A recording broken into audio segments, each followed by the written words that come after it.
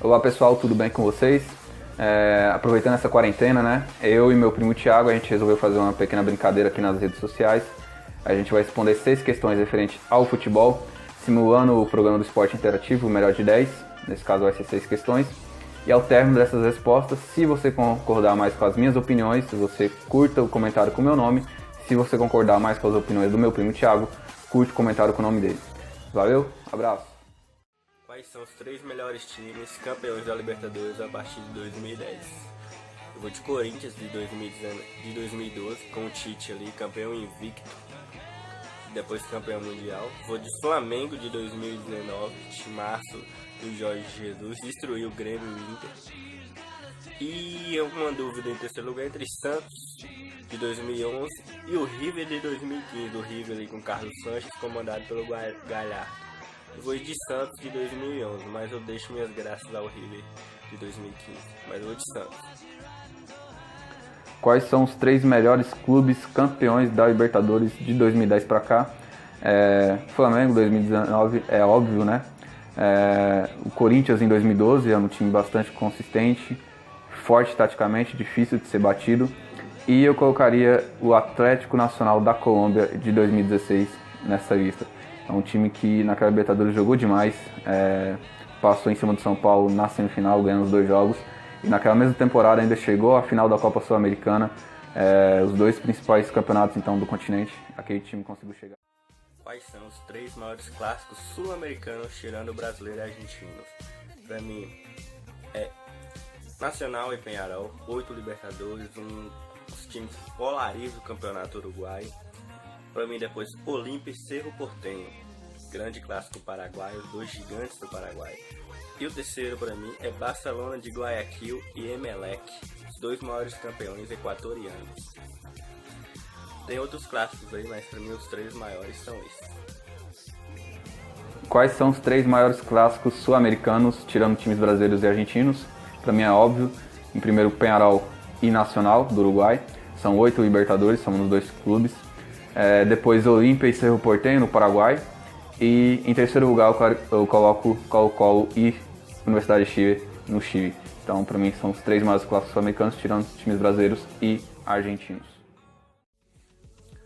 Se o Messi saísse do Barcelona, em qual time ele deveria jogar? Pra mim, ele deveria jogar no Newell's Old Boys. Ele nunca jogou no futebol argentino, é torcedor do Newell's, é da cidade dele de Rosário, tem seus pais, toda a família sua é torcedor do Newell's. E além do torcedor argentino, que tem aquela dúvida, birra com o Messi, eu acho que se ele jogasse futebol argentino, conseguisse ser ídolo de um clube, ele ia ser mais admirado ainda do que ele é. Igual o Maradona jogou, então pra mim, ele tinha que jogar no Newell's Old Boys, seu time de coração. Se o Messi saísse do Barcelona hoje, em que time ele deveria jogar? No Manchester City. Você tem o Pep Guardiola como técnico, você tem o Agüero como centroavante, você tem De Bruyne no meio de campo, e o Messi seria um grande camisa 10 nesse time, além de poder fazer história, levando o Manchester City a conquistar uma Champions League. Então é um time que joga pra frente, e o Messi já trabalhou com o Pep Guardiola, então, ao meu ver, seria um grande time se o Messi fosse para o Manchester City, e faria mais história ainda do que se fosse para um time como o Bayern de Munique, já é um time grande, Manchester United, enfim.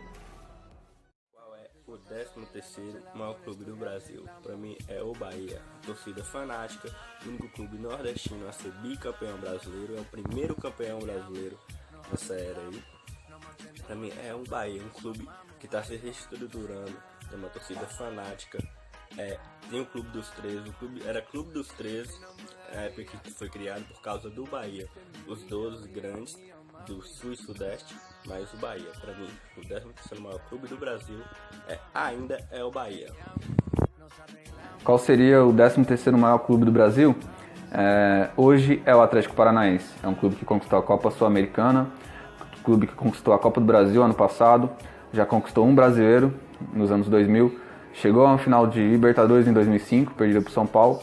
E em questão financeira, hoje é um clube bastante estruturado, tem um estádio próprio. Então, ao meu ver, o Atlético Paranaense hoje é o 13º maior clube brasileiro. Qual título de clube foi mais surpreendente a partir de 2000, tirando o Leicester?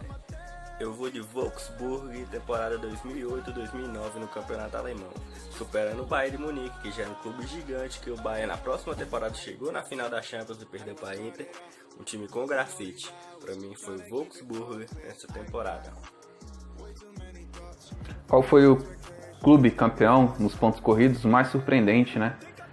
Tirando o Leicester. Então, em campeonatos de pontos corridos, qual foi a conquista mais surpreendente tirando o Leicester da Inglaterra? Então, no meu ponto de vista, nos últimos anos, o campeão mais surpreendente foi na Espanha, em 2014, o Atlético de Madrid, o time do Simeone. Naquela época você tinha um Barcelona forte, você tinha um Real Madrid forte, e o Atlético de Madrid, depois de anos, se não me engano, desde a temporada 95-96, que não conquistava o campeonato espanhol, conseguiu chegar na frente dos dois grandes, e para mim foi a grande surpresa nos últimos anos, na era dos pontos corridos, nos principais campeonatos do mundo. Qual é o maior clássico de seleções fora da UEFA e da Conmebol? A gente pode citar vários aí, pode citar um clássico entre Japão e Coreia do Sul na Ásia, também pode citar também, se for levar pro lado político, Coreia do Sul e Coreia do Norte também seria um clássico, mas não tem como fugir de México e Estados Unidos. Essa é a minha resposta, um clássico de duas seleções, tem muita tradição, apesar que o México é um pouco acima, mas sempre lá tem um lado político. Para mim, México e Estados Unidos é o maior clássico. Qual o maior clássico entre seleções, tirando seleções da Europa e da América do Sul? A gente poderia falar Japão e Coreia do Sul, na Ásia, Nigéria e Camarões na África, mas acredito que seria México e Estados Unidos pela CONCACAF, né? Por tudo que envolve uma questão política, questão de imigração, e é de fato no futebol onde o México consegue equilibrar, né, as coisas com os Estados Unidos. Então eu acredito que é México e Estados Unidos.